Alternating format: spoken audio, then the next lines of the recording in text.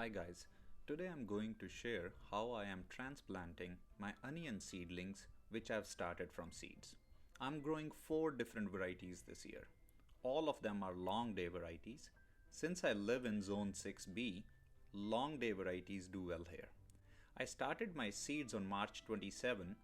I am using 50 cell trays and filling it up with the good quality seed starting mix. I'm firming the bottoms of each cell before putting the seeds in so that they don't fall apart when I pull these out at the time of transplanting. Here are the onion seeds.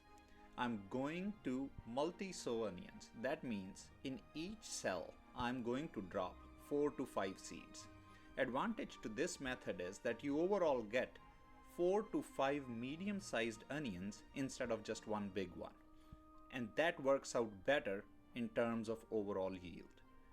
Today is April 19th and I'll be transplanting the onion seedlings from trays to raised beds.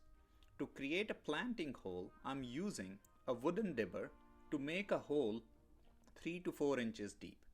I plant them deep so that they get some protection from cold winds while they are getting established. So I have already prepared one bed which is ready to accept the seedlings. Here is a plug which holds 4 to 5 seedlings. We will be dropping them in the bed.